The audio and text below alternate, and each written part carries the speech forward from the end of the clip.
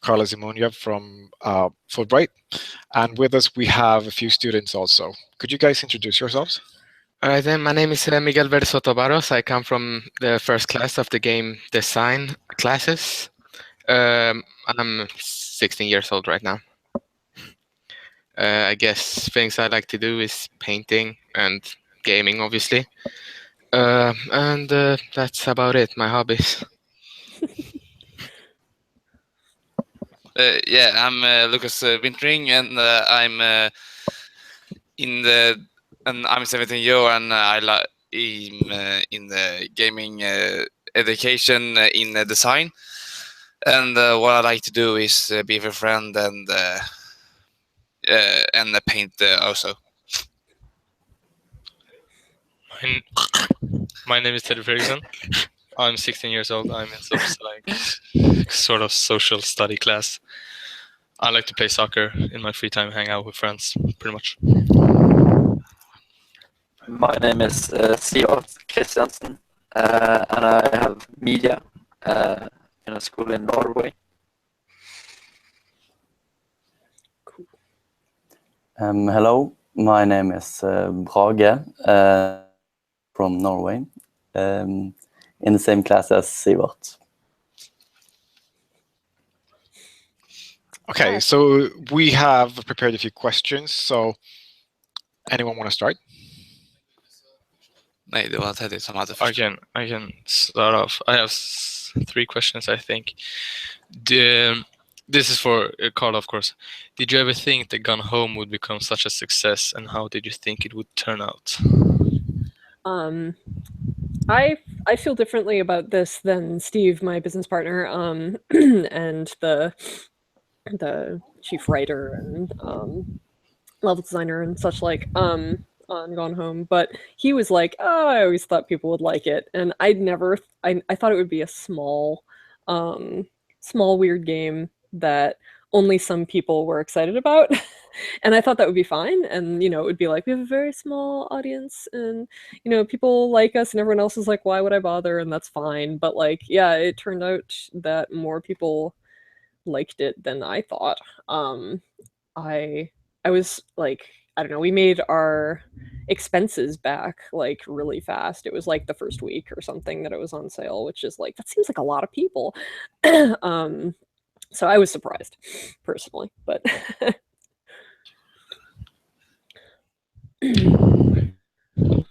okay. So Teddy, you want to go next? Yeah. Sam in this game is a very different character than a lot of normal people. Is Sam inspired by someone? Like, is Sam a real person? She's not a real person, but we, because, Steve did the writing and I did the editing and stuff like that, we were very careful to interview people who had similar experiences, and try to do our best to understand what it was like for them, so that we wouldn't. There's often a problem when people try to write characters that have experiences that they've never experienced, because it's sort of a Dunning-Kruger effect thing. It's like they don't know what they don't know. So they're just like, this is fine, right? This is sort of like my experience, but it's a lady, or it's a, black person, or it's a, whatever, you name it. And it's just never, it's really hard to make something that feels true and real without really understanding what people's lives are like.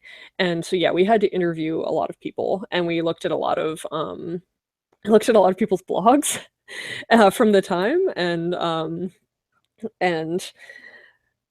one of our environment artist, her wife, we interviewed her, and she had grown up at the right time, and it was a really, and she and her wife they were also high school sweethearts. They were in a relationship in high school already, so it was like very similar. And so yeah, let's see. I don't know. We got as many people's real experiences into our heads as we could, so that we could draw from those and make the characters feel true. Because yeah, that's often something that people forget. But yeah, we're very heavy on doing your research and making sure that you are making something as real and plausible as possible. Was this only the case for Sam, or was this, also for other characters? It was mostly Sam and Lonnie, but like, I mean, like their mom, Sam's mom, is based on like my mom and Steve's mom, and their dad is, let's see, I think, I don't know, I forget who he was. I think he might have been somebody's uncle or something, more or less. But like, yeah, it's pretty easy to write. I feel like we have a pretty large canon of middle-aged guys who are kind of directionless, so it wasn't that hard to write him. But yeah, everyone else who had different experiences from us, we did our best to research. Yeah. Was it a dream of yours when you were younger to work with games? Not really. I didn't play very many games when I was really little.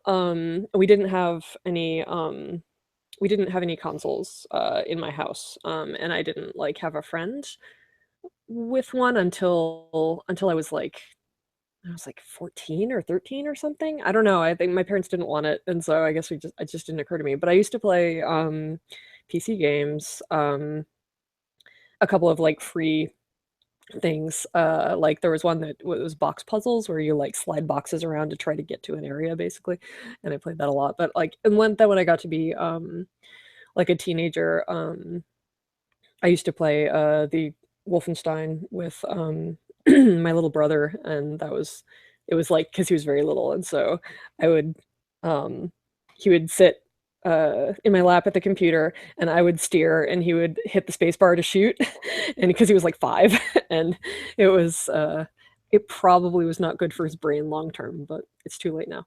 Anyway, yeah, no, I didn't. I always wanted to just do art stuff because I knew how it worked, and I didn't really. I didn't really understand that it like when I was a teenager, I didn't really understand that it was like good to challenge yourself and learn a lot of new things at once.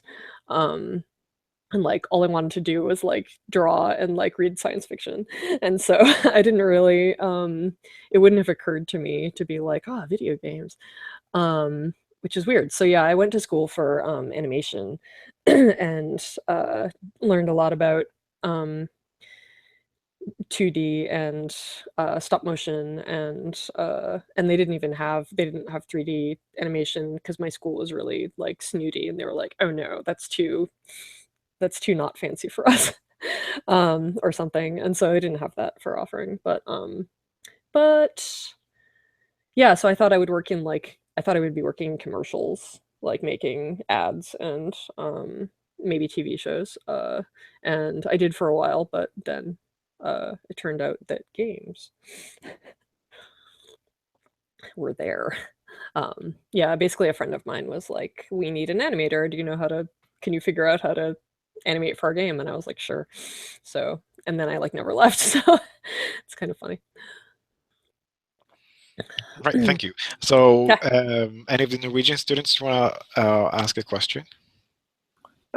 Sure. Talking about inspiration, what was the inspiration behind the game? Behind Gone Home? Yes.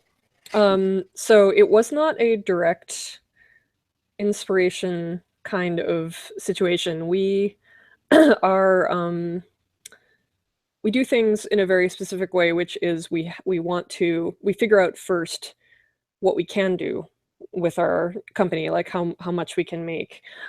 So we were like, at the beginning of production, we were like, all right, there's like 4 of us. We can't make very much.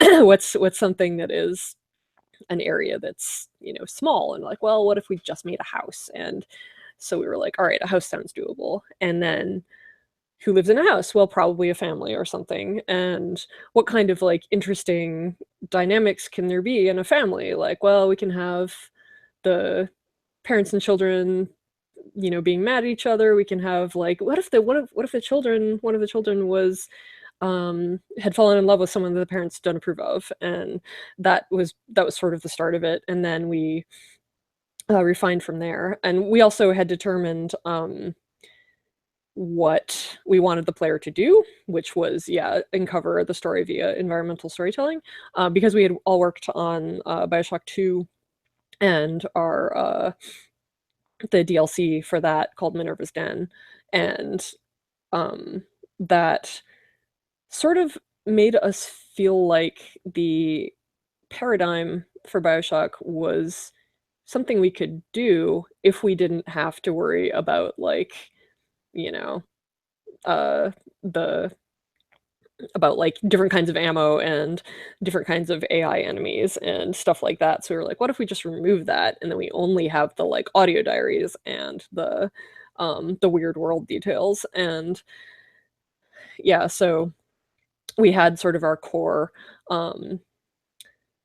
interactions for the player, and that fit okay into the house situation. And because, you know, there's a lot of environmental storytelling in a person's house, like if you just went into someone's house that you know, then you would probably find out a lot of weird stuff about them just by default. So yeah, we tried to trim down the preceding paradigm and do less, but then have that less amount like expand to fill the whole game. And yeah, so we arrived at how we would make it sort of procedurally. We figured out what we were capable of doing and what we were most interested in doing within that space, and then we found ways to make those things the most interesting we could find. And that was pretty much the process. Yeah, it's kind of weird, but we are a very design-centric studio, and we always are most concerned with what the player is doing, and you know, what the player has to know and what the player is concerned with. So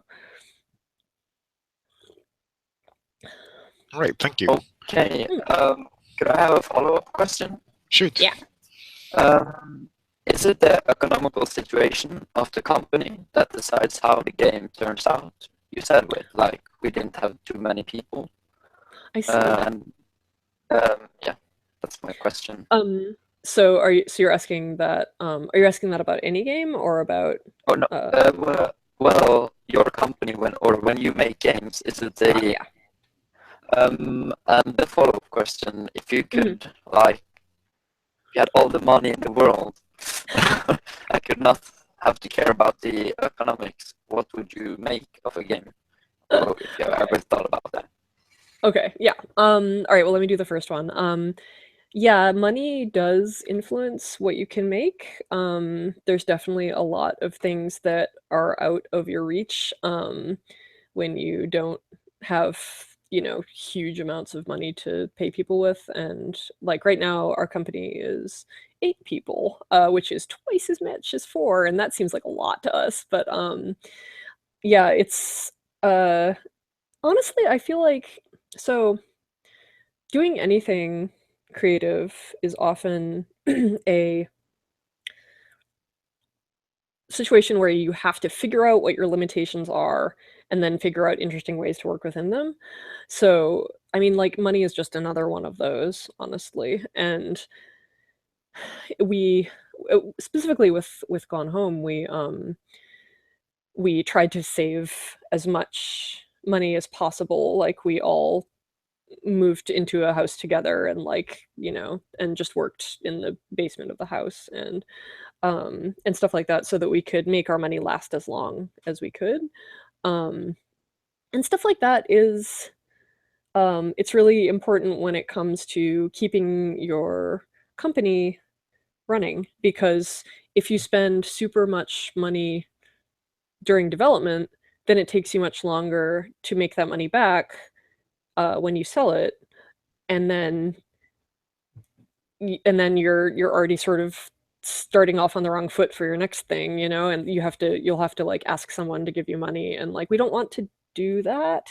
We want to be responsible for our own stuff. So that's just our particular thing. But yeah, it definitely makes a difference, but like usually it's an okay difference. Anyway, and then the other question was, yeah, if somebody just magically gave us like $1 trillion, what would we do? You know, honestly, I think at this point, I think we would just put that money into the company and just make a lot of small games because you know, like I kind of feel like in the AAA games world, if you spend a whole lot of money on something, there's no guarantee that anyone will like it, even if you spend a lot of money. And so it just makes it more of a risk. It makes it like, you know, you're like, I'm betting all my money on this one thing. And what if everybody says that sucks? I don't want to play it ever. Like if that happens, then you've lost a lot. Whereas if you make a lot of smaller games, then like some of them will probably do okay. Yeah, I don't know. It's weird to both have to worry about the money aspect and also the creative aspect. It is just weird to like have to worry about those all the time instead of just working for a bigger company and they worry about the money and you worry about the creative, you know? So it's weird to have to do both, but that is life, I guess. Okay. Thanks. Right. Lucas, you want to go ahead? Yeah, I have a couple of questions to ask. What would you recommend to anyone who wants to be as successful as you are? I mean, like, it's really hard to try to replicate success. Like, often people think that you can. They think that it's just like, do what I did and you'll do fine. And it's like, it's not true. It's kind of rolling the dice in a lot of ways because a lot of times things get popular because they're already sort of popular, and it's like, how do you get to that point? I don't know, you know, spend magic. But like it has totally been shown that everybody who is successful, or a lot of people that are successful, they think that if you just follow the steps they followed, then you will also follow in their footsteps, but it's not true. It's just random. It's in a lot of ways, unfortunately. But like, I think if you're talking about monetary success, then that is the case. If you want to make a good thing, which I think is much more important, I would, you know, so long as you have enough money to live on and stuff. If you want to make something that's like really good, I would suggest finding people to work with that are different from you and know things that you don't know. And eventually you will, and you know, you might have to like try a few different situations before something works. But if you can find good people to work with who have skills that you don't have, they'll see things you don't see, and they'll be able to come up with ideas that you couldn't come up with, and like ways to solve problems that you can't do. And it's very valuable to find good partners to work with. Like I work with, with Steve Gaynor, and he's absolutely like, if I didn't have Steve to work with, I would probably still be working in some big company, like just kind of not even in the credits of games. So like, it's important to find people who are good at things, various things, I guess. Then I have a follow-up question for that. You said that you would be working in a big company if you haven't met Steve, and you would actually end up in a credit with a lot of animators. So my question is, but my question is more like, is it more enjoyable to be working with a smaller group than a AAA group, or that's just... It's different. For me, it's more enjoyable because I like to do a lot of different jobs in making a game. Like right in Gone Home and Tacoma, like I'm the script editor. I'm additional story stuff. I helped run the voice recording, and I help manage the company, and then I also have done a whole bunch of art stuff. And I actually don't have to do. We have an animator that is full time, which is really good because I don't want to animate for a living anymore. I did it too much, and now I don't want to do it. But there's all kinds of things that are totally available for you to do in a small company. But if you work for a big company, usually they're like, okay, we hired you to be a UI designer, and don't just do that. Just don't do anything else. And it's hard for you to learn things. It's hard for you to you have to try much harder to learn more interesting, I don't know, to spread out and learn more about producing a game. So yeah, for me, a small team is much better. But sometimes there's good things about a large team, which is that you have more you have more people to choose from to be friends with, which is really cool. And it's also nice to kind of like there's something pleasant about trying to do the best you can within the things that the company wants. But for me, I think it's better to be in charge of our own project. That also feels better. Is like we're making what we want, and we're not making a thing that the company guys above us want us to make. And so there's nobody who comes and talks to us and is like, are you sure this is going to sell in wherever, like in Texas or in Prague or something? And, I don't know, I think you need to put this in. And we don't want that because we want to make our own thing. So I think, yeah, for me, a small team is the way to go.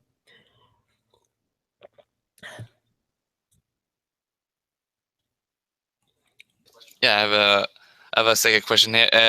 Have you considered to making a VR platformer?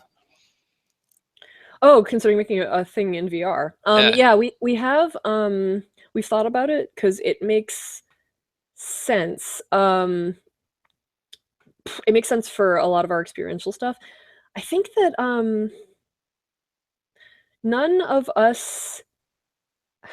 most of us, whenever we try out VR stuff, we get really sick. And it's not fun for us to do that, but I don't know, maybe it will get better and that will be cool. But right now we would have to have someone on the team who just really wanted it, and I think all of us just get really pukey when we try to do VR. Because and there's also the technical considerations. There's a lot of things that are hard to do super well right now. In order to have a first-person VR game, you pretty much have to be able to look down and see your body and hands and feet and stuff, and that means that your feet can't be just sliding around when you're walking, and it means that your hands actually have to grasp a thing and be able to pick it up normally, and not that's just a lot of tech stuff, or it's a lot of very specific animations and what have you. And so it's not impossible, but I don't think it's super within our means right now. So I think we will consider it again later, maybe when more people have VR sets at home, because right now I don't think enough people have them also, because we kind of want to there's a lot of people that have them, but a lot of our audience, a lot of our players they're new game players, or they want to I don't know, they're not necessarily the kind of people that would buy a VR set, and so we want to be accessible. We want everybody to be able to play our games, and I mean, insofar as they're allowed, because we keep cursing in our games, and that makes them rate our games like M for mature. I forget what it is in the EU, but it's always I think it's like 17 or something. It's like, I don't know, because we say like fuck, and it's just silly. Anyway,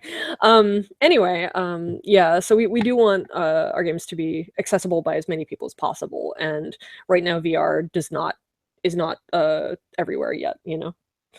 So you have muted yourself. Right. Okay. So any of the, I think it's Norwegian students' turn to pose a question. Okay. I was wondering if you were to change anything about Gone Home, what would it be? I think at this point I still feel like the house, like the rooms, are a little bit too big. I think they should still be they should be a little smaller and more like a real house. But we might have to make the player collision cylinder like narrower so that you wouldn't get stuck on stuff. So it would be probably a little bit too much work. And I always, since I'm the one who makes all the little boxes and products and like, you know, pens and like whatever, I always want more of that stuff because I feel like it's really easy to just be kind of messy in your house, and I feel like that would feel real. However, that also is it's easy for that to get overwhelming. Like if you open a drawer and you're like, oh my god, it's just pens, there's like thousands of pens in here, like that would be terrible. So I think it's sort of a balancing act. And oh, did you hear the story about how we didn't make anyone have shoes in the game because it just got too late for us to put them in, and like it was fine because nobody noticed. It was very weird that nobody really noticed that, but yeah, we didn't. It would be cool to put like some shoes in the closets and stuff like that. That would be nice. But it's all just little details, you know. Okay. I have a follow-up question for that, if I can Sure. ask it. Is there anything about the story that you would change, if you could? Let's see. Did we have anything that was weird? Oh, right. One of our few regrets is I don't think we gave the mom enough to do. I think we kind of kept her too much in the background. I think we needed to give her another interest or another action or like something that was going on in her life. I think she was a little bit flat. I don't think she had enough going on with her. That is probably the biggest story thing that I would like to go and fix. Yeah. Did you have another one, Braga? No, I was finished. Okay, sorry. Yeah, I have actually a last question to ask. What do the developers think about the people who get super pissed off about a particular accept of a game, whether it be a story, a customization, gameplay, etc.? Do you take it personally or completely ignore it? We try to not take it personally, but it always, especially when it's a small team of people and everyone is like, there's only a few people that have made everything in the game, you know, it sort of feels more personal because it's like it's your project that you're doing, instead of being like, the company, you know, whatever. So it definitely feels more personal in a lot of ways, but we try to not let it bother us because I think it's mostly a small number of people who don't understand that weird different games are not like, if they get made, it's not stopping any other kind of game from getting made. So like I think they think that there can only be one number of games in the world, and if you make something weird and different, it's taking away from the whole or something, but like it's not. And yeah, maybe eventually they will figure it out. About talking about people that comment on your work, what is your opinion on feedback that you get from people? Not only the good feedback, but also the bad written one that's just bashing your work. Do you mean like reviews, or do you mean like what we do? We do like playtests where we give the game to people that we know and we ask them for their feedback and stuff. We do that, and it's just so valuable. It's just incredibly valuable. There's so many things that people who are new to the game can see instantly that we are like, oh, that I forgot all about that, and that is definitely true. But if you mean reviews, I don't know. I mean, reviews they're personal things, and like a person can only have their own experience, basically. So like, I don't know. We can't tell anyone how to feel about our game. It's just if it's not for you, then like that is acceptable. It's one of those things, I guess. It's a little weird though to have people telling you what you should be doing. But you know, that's the way it goes, I guess.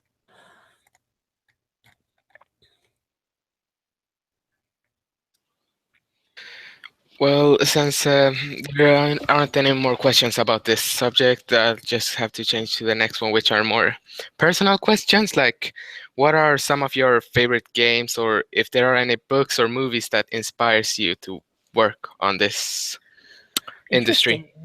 Let's see. Well, my favorite games are usually either strategy games like Civilization, or like strategy RPGs like Disgaea. I really like that series. And then also I like a lot of the old adventure games like Grim Fandango and Full Throttle and Monkey Island and stuff like that. Let's see, what's even my favorite game at this point? Oh, Dishonored 1 and 2 are really inspirational also. Just like I really like super mix and match systems. It's really fun for me personally. But yeah, when it comes to books and movies, I know that I think movies are often a good source of, or more old movies, but sometimes they can be a good source of how to write dialogue that is maybe sort of naturalistic, like it's almost how a person would just talk, but it's a little bit more interesting, which is something we usually try to go for. Oh, and yeah, what did that really well is Night in the Woods, if y'all have played that.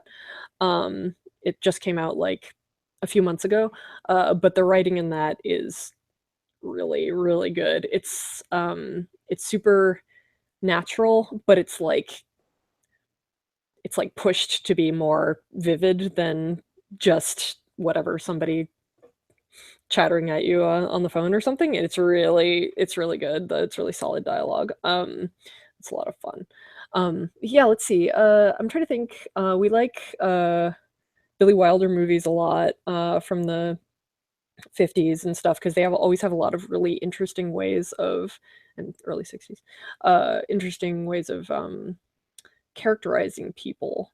He did a lot of really good, like a lot of good character studies. The what is it? The Apartment is one that we looked at a lot for Gone Home, because it has like these character moments and like really just solid dialogue.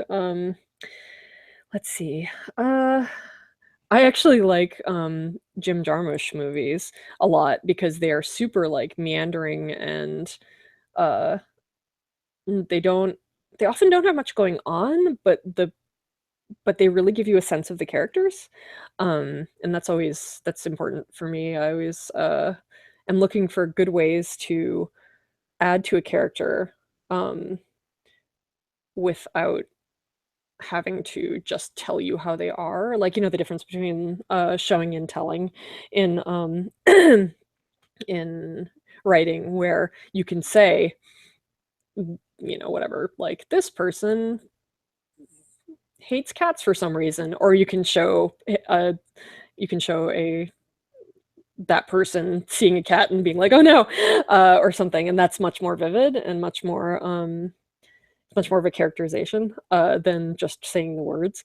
Stuff like that is really good. I read a lot of science fiction books still, which were actually ended up really useful for Tacoma, which is funny because they were not useful at all in Gone Home.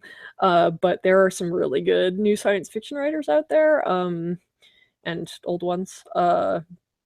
There's let's see who is important. Stuff that I just enjoy is also good, but when it comes to useful world building, let's see, what is the name of that guy? There is Kim Stanley Robinson had a good series about Mars, and it was just a very grounded exploration of how it would be for humans to live on Mars. And then that's useful. There is I think it's called Blue Remembered Earth, but I can't remember the name of the author because I'm bad at remembering things. But I believe that's the one that talked about space elevators and how they would have to work. And they had it because if you have a space elevator, it basically has to be based on the equator of the Earth so that it won't wobble.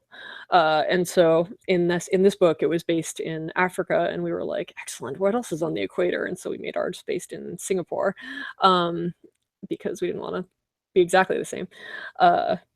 And yeah, there's always, sci-fi is great for stuff like that.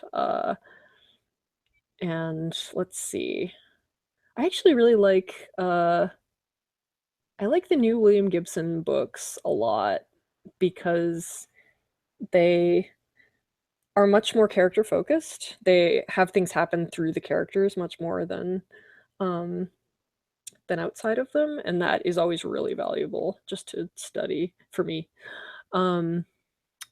Let's see, I'm trying to think of something that is like just instructional. I know that there's that series of books out there, and I haven't really read it, but there's like that Spelunky book. I'll just Google this. And there's like that whole series about different games and stuff. Boss fight books. It's just called Spelunky. But it gets into detail about how stuff works and how which is really interesting.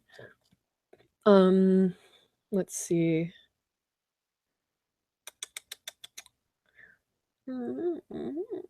Movies are also useful for lighting work because I have a background in film for a while in college and a little after, and learning to light stuff or at least having a real scene to look at, it really means a lot when it comes to lighting a scene. And you can definitely see like enormous differences in how they handle it. And it's different in games because if you light a scene to look very pretty from a particular angle and then you move a little bit, then it's not working.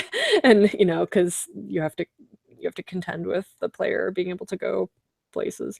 And so it's a good reference point, but it is good to remember to not neglect what the player might do.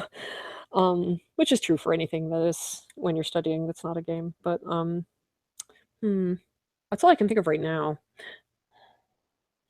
Okay. You were talking a lot about character creation. And my question is more like, what do you think can make a character design really stand out or make them look very good for everyone? Because I read a lot of manga books, and I think it's important to show the character's personality in just one panel. And I found a good video that explains it. They took a character named Jotaro from JoJo's Bizarre Adventure. I don't know if you know that series. Yes. But they basically explained his whole clothing and the way he looks, and they went through it, analyzed it, and they got a lot of character from just that one picture of him. Oh, that's interesting. Yeah, so my question is exactly that. What do you think makes a good character design, or how can you? That's tough. I think, I mean, honestly, I would probably handle that problem the same way I handle every problem, which is do a shit ton of research and just find out what there is available. And you know what I want to get across would have to go through that. So like, I don't know, like with it's also a little weird because most of that's not true. NPCs are, I mean, it's there, a lot changes whether you're talking about a character that the player you know, inhabits, or whether you're talking about just like an NPC somewhere in the world. And like it's going to depend a lot how recognizable and easy it is to tell what their personality is. Like whether it's any of those situations, like it's like, are you going to see this guy once, or are you going to be like, you know, seeing this guy in cutscenes for the rest of the game? You know, like that stuff matters because you probably have to be a little simpler with the one you're going to only see once, and not do anything super complex. But yeah, it's interesting. I mean, it also depends super much on what kind of world that your characters are in. So you kind of have, so that's going to have bearing on it. It's going to have to be like, well, in this world, people, you know, whatever, no one can just breathe the air, so they have to have a breathing mask, unless they're the type of creature that doesn't need one, you know, or something like that. And then that says something. And so it's tied into what the world is like also. And there's a lot of considerations.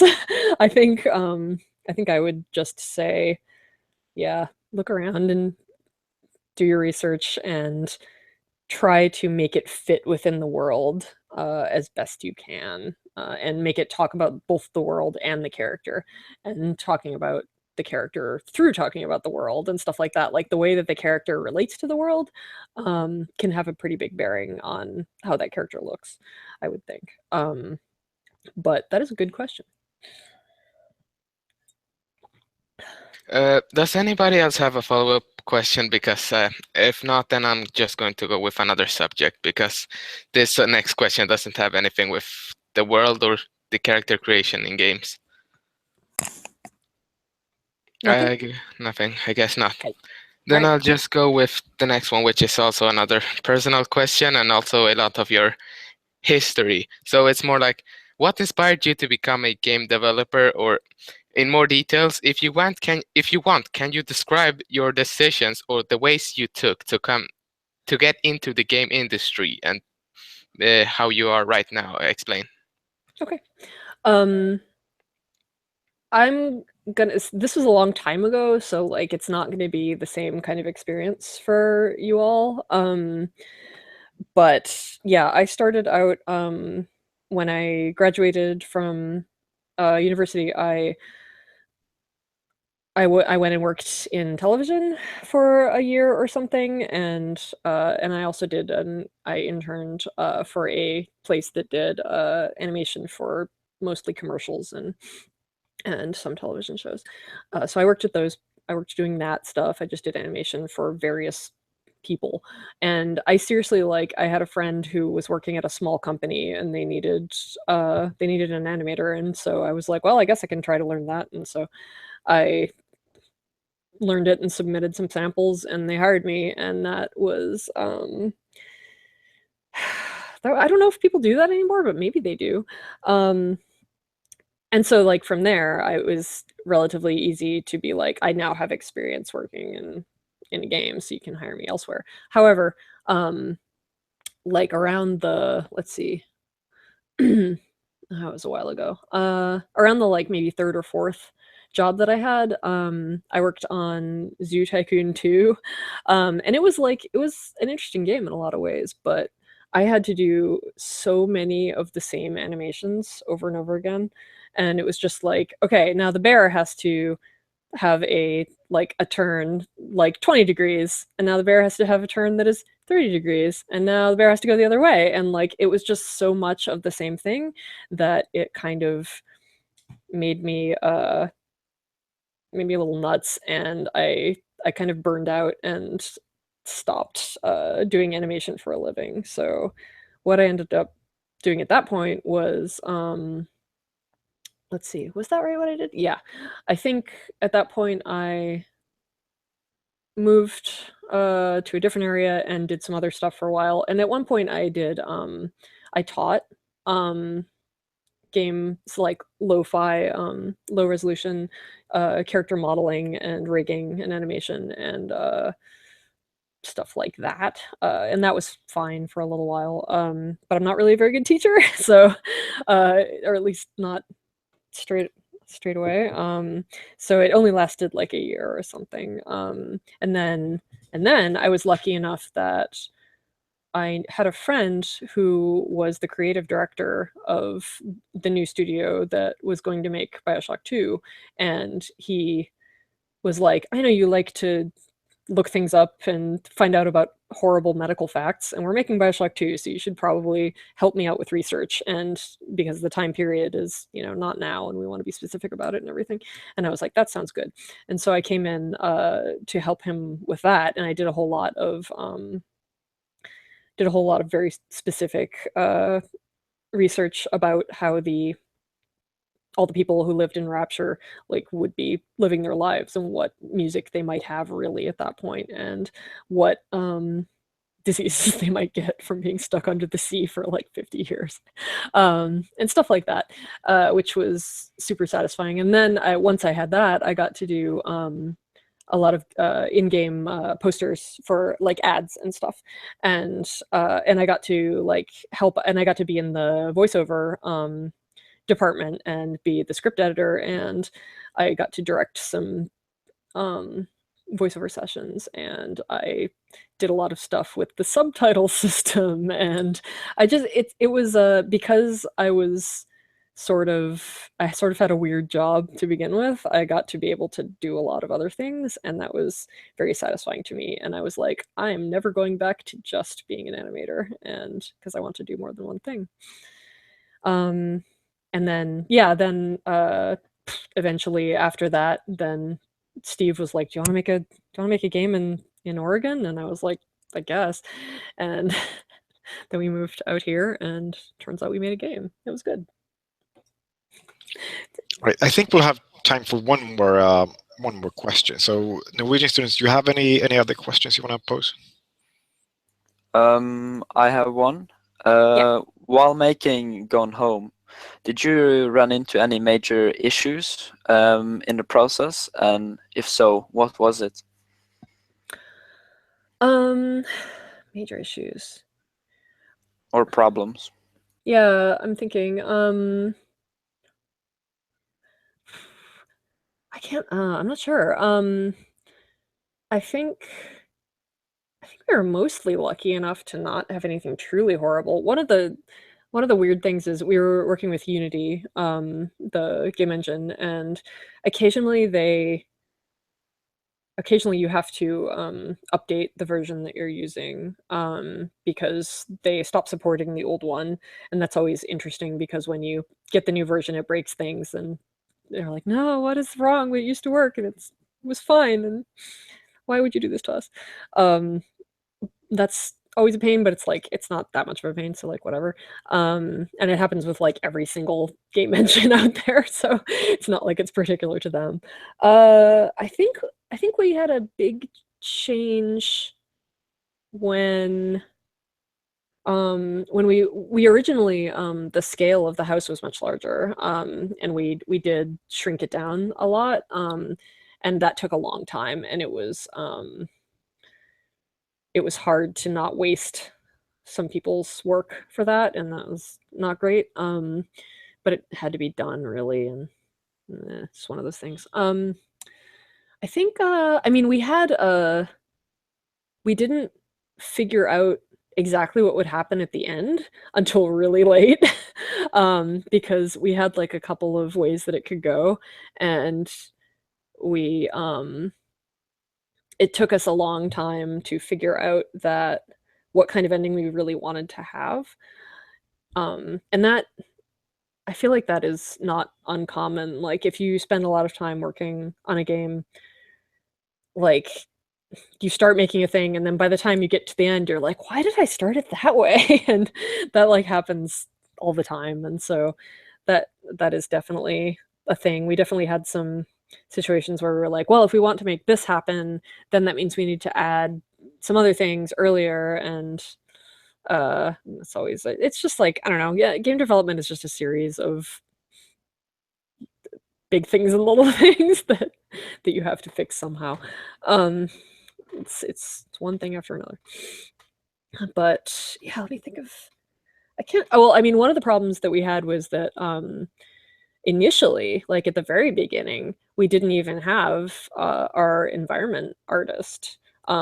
We only had, it was Steve, me, and a programmer, and we wanted to make real looking furniture and stuff, and I was like, I don't know how to do that. I know how to make characters maybe, but not furniture. And so we had to find someone, and luckily enough, yeah, the wife of one of the people we interviewed for Sam was an environment modeler, so we hired her, and that worked out okay. But that could have been a very big problem. But we were very lucky that we found her. On Tacoma, so far, we've had some interesting times trying to find the best way to do things and trying to find what was important about it, because when you change or add a big element into the game, like it kind of affects everything. And so it definitely took us some time to determine what the game needed, and we actually had to start over once, more or less. And yeah, we thought we had a game that would work, and we realized that it was fighting itself, and we had to go back and change a lot. So originally the whole space station didn't have any gravity, and you walked around on floors and ceilings with magnetic boots, and that's cool, and it gives people maybe the experience of being in space. But what we realized eventually was that you can't live like a normal person in a place like that. Like you would have to like stick things to the wall and like have straps for everything, like on the International Space Station, and it wouldn't really allow you to feel like you were in space because you're really just walking on a surface. And so we eventually realized that it would stop us from doing the things that we did best.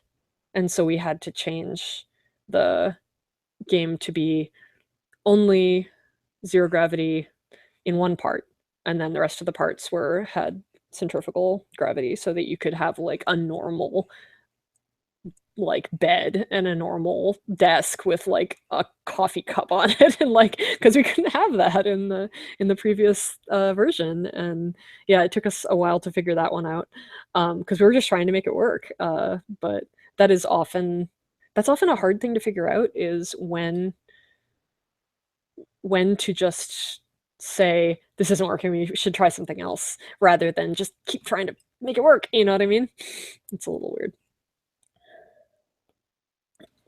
All right, I think that's all we have time for. But thank you very much, Karla, and everyone else for participating. Hooray! Thanks, everyone. Hooray for us! Yes, hooray for you. Hooray! Thank you very much. Yeah, thank you. No problem. Bye bye. See ya.